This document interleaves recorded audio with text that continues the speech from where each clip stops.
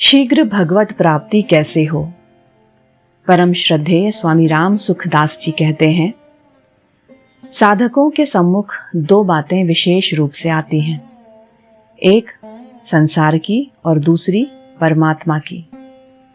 संसार नाशवान है और परमात्मा अविनाशी है। संसार के संबंध से दुख ही दुख होता है और परमात्मा के संबंध से आनंद ही आनंद होता है। दुख का लेश भी नहीं होता। संसार का आश्रय कभी टिकता ही नहीं है और परमात्मा का आश्रय कभी मिटता ही नहीं है। इन बातों को हम संत महापुरुषों से सुनते हैं, वेद पुराण आदि शास्त्रों में पढ़ते हैं और स्वयं मानते भी हैं, परंतु ऐसा मानते हुए भी हमारा दुख दूर क्यों नहीं हो रहा? हमें परमानंद की प्राप्ति क्यों नहीं हो रही है? हमें भगवान क्यों नहीं मिल रहे? अभी जैसे हरि शरणम कीर्तन हुआ तो भगवान के चरणों की शरण लेना बहुत ही बढ़िया बात है, क्योंकि संसार का आश्रय टिकेगा नहीं, भगवान का आश्रय ही टिकेगा। ये बातें सुनते हैं, समझते हैं, मानते हैं, फिर भी वह गुत्थी कहाँ उलझी हुई है जो सुलझती नहीं। इस समस्या पर हमें गंभीरता पूर्वक विचार करना चाहिए। इस विषय में अनेक बातें कही जा सकती हैं, परंतु एक बात पर हमें विशेष ध्यान देना है। वह यह है कि बातें सुनने से, पढ़ने से केवल बौद्धिक या बातूनी ज्ञान होता है। परमात्म तत्व की प्राप्ति में अपनी उत्कट अभिलाषा ही काम आती है। बौद्धिक या बातूनी ज्ञान कुछ भी काम नहीं आता। जिस दिन हमें संसार का संबंध सुहाएगा नहीं और हम परमात्मा के बिना रह नहीं सकेंगे, उसी दिन हमें परमात्मा की प्राप्ति हो जाएगी। संसार असत्य है, ऐसा मानते हुए भी यदि हम सांसारिक सुख भोगों को भोगते रहेंगे तो उससे हमें कोई लाभ ना होगा। परमात्मा सत्य है, उनका नाम सत्य है, ऐसा कहने मात्र से कोई विशेष लाभ नहीं होगा। उलझन ज्यों की त्यों बनी रहेगी। इस उलझन को तभी मिटाया जा सकता है जब हमारी वर्तमान समस्या यही बन जाए कि संसार से संबंध विच्छेद कैसे हो, परमात्मा की प्राप्ति कैसे हो। यह ठीक है कि हम परमात्मा की प्राप्ति चाहते हैं, तत्वज्ञान चाहते हैं, मुक्ति चाहते हैं, भगवान के दर्शन चाहते हैं, भगवत प्रेम चाहते हैं, परंतु हमारी इस चाह की सिद्धि में एक बहुत बड़ी बाधा हमारी यह मान्यता है कि भविष्य में काफी समय के बाद भगवत प्रेम होगा, अभी समय लगेगा, तब कहीं जाकर भगवान दर्शन देंगे, समय पाकर ही तत्वज्ञान होगा, परमात्मा की प्राप्ति में तो समय लगेगा, आदि इत्यादि। यह जो भविष्य की आशा है कि फिर होगा, वही परमात्मा प्राप्ति में सबसे बड़ी बाधा है।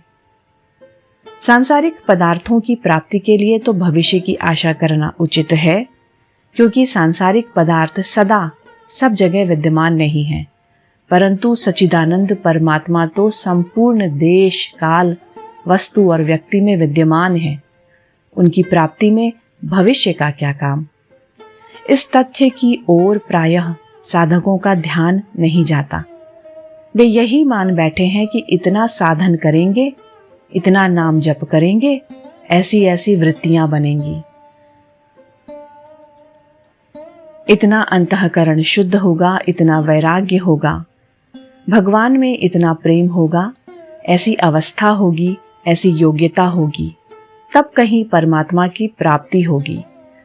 इस प्रकार की अनेक रुकावटें साधकों ने स्वयं ही लगा रखी हैं। यही महान बाधा है। जिस दिन साधक के भीतर यह उत्कट अभिलाषा जागृत हो जाती है कि परमात्मा अभी भी प्राप्त होने चाहिए, अभी ही प्राप्त होने चाहिए, अभी अभी अभी, उसी दिन उसे परमात्मा प्राप्ति हो सकती है। साधक की योग्यता, अभ्यास आदि के बल पर परमात्मा की प्राप्ति हो जाए, यह सर्वथा असंभव है। परमात्मा की प्राप्ति केवल उत्कट अभिलाषा से ही हो सकती है। आप सगुण या निर्गुण, साकार या निराकार किसी भी तत्व को मानते हो, उसके बिना आपसे रहा नहीं जाए, उसके बिना चैन ही ना पड़े। भक्तिमती मीराबाई ने भी कहा है, हेली में आंसू हरि बिन रहो न जाए। हे सखी, मुझसे हरि के बिना रहा नहीं जाता।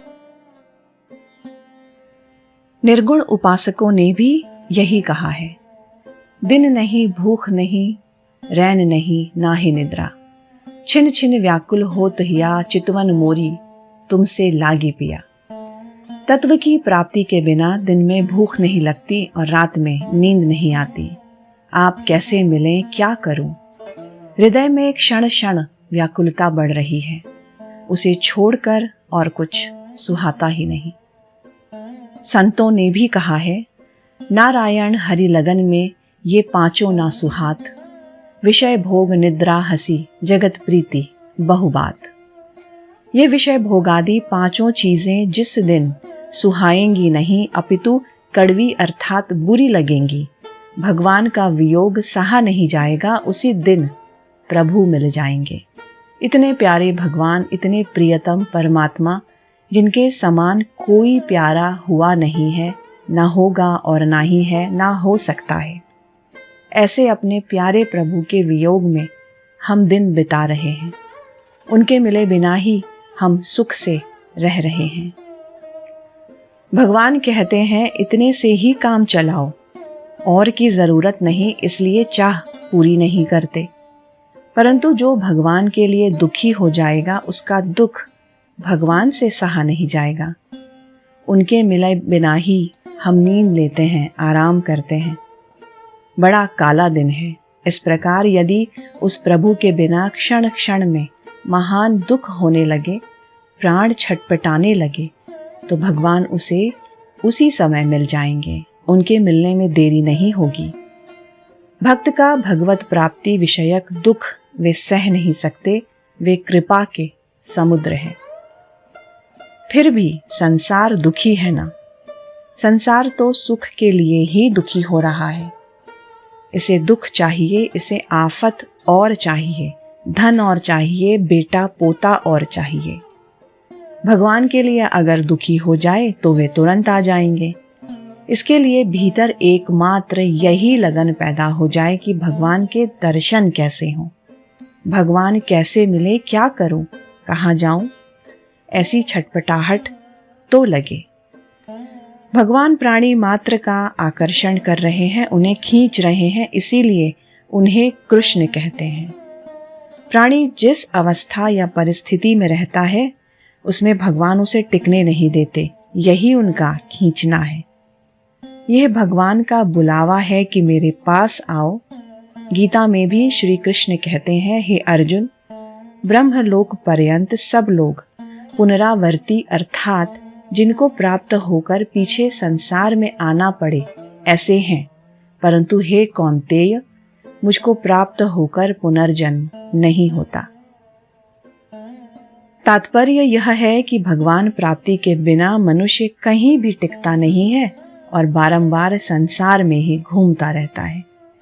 भगवान को प्राप्त होने पर ही मनुष्य टिकता है। यदत्रा न निर्वतन्ते तद्धाम परमम मम। जहां जाने पर मनुष्य लौट कर नहीं आता, वह मेरा परम धाम है। आप चाहे कितनी भी शक्ति लगा लें, ना तो शरीर सदा रहेगा और ना कुटुंबी ही सदा रहेंगे। संसार की कोई भी वस्तु आपके साथ, आपके पास सदा नहीं रहेगी।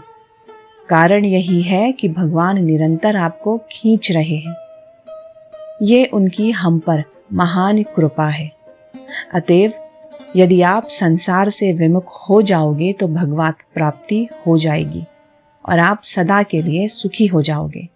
यदि संसार में ही रचे पचे रहे तो दुख का अंत कभी नहीं आएगा और नित्य नया से नया तरह तरह का दुख मिलता रहेगा।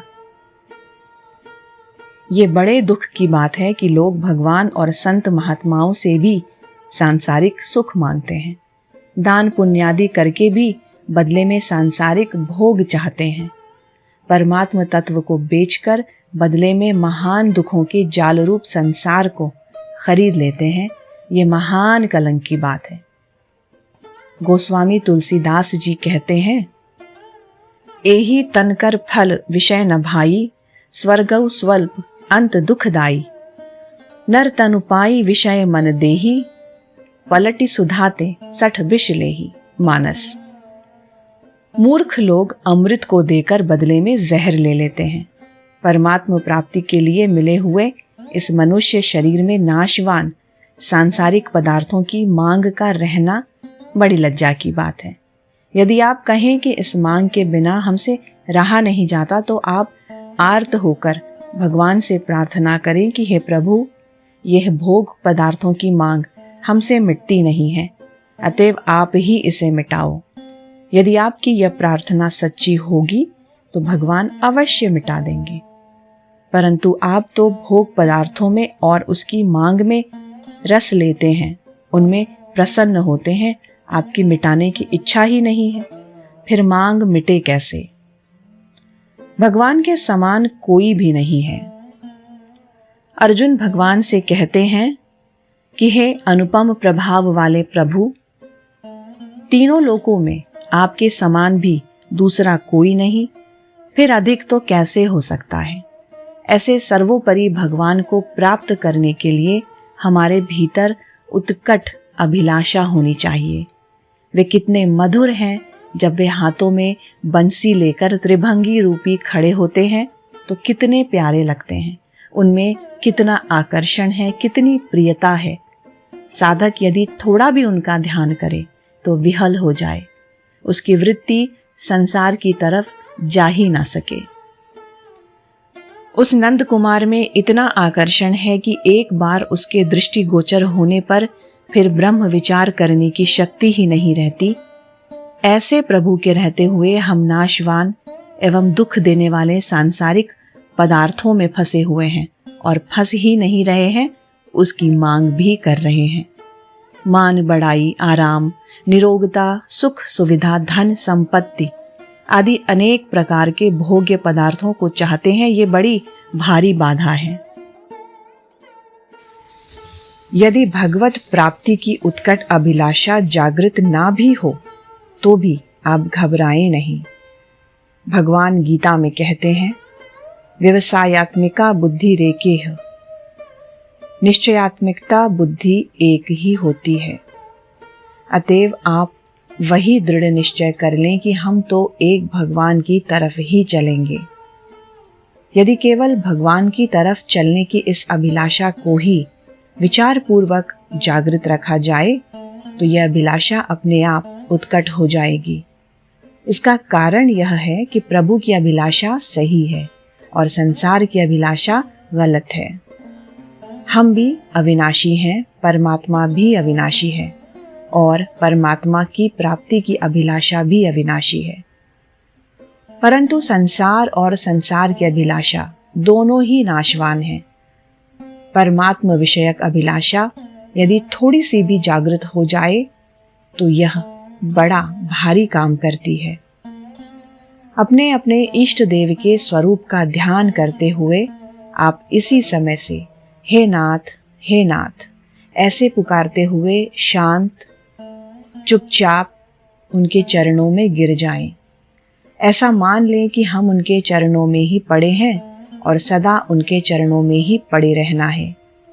इसके अतिरिक्त कुछ भी नहीं करना है, क्योंकि करने के आधार पर भगवान को खरीदा नहीं जा सकता। उनकी प्राप्ति में अपने को कभी अयोग्य न माने। जो सर्वथा अयोग्य या अनाधिकारी होता है वही भगवत चरणों की शरण होने का अधिकारी होता है। जिसको संसार में कोई पद या अधिकार नहीं मिलता वह परमात्मा प्राप्ति का अधिकारी होता है। भगवान के चरणों में गिर जाना बहुत बड़ा भजन है, इसलिए ऐसा मानते हुए उनके चरणों में गिर जाएं कि ये हाड़ मांस का अपवित्र शरीर तथा मन बुद्धि इंद्रियां हमारे नहीं हैं और हम उनके नहीं हैं। हमारे केवल प्रभु हैं और हम केवल प्रभु के हैं। पूरी गीता कहने के बाद भगवान ने संपूर्ण गोपनीयों से भी अति गोपनीय बात कही है, जिसका तात्पर्य है कि संपूर्ण धर्मों यानी कर्तव्य कर्मों के आश्रय को त्याग कर केवल एक मेरी शरण में आ जा, मैं तुझे संपूर्ण पापों से मुक्त कर दूंगा। तू शोक मत कर। इसलिए दूसरे सब आश्रय त्याग कर एक प्रभु का ही आश्रय ले ले, क्योंकि वही टिकेगा। दूसरे आश्रय तो कभी टिक ही नहीं सकते। अंतहु तो ही तजेंगे पामर, तू न तजें अबहिते, मन पछिते हैं अवसर जीते।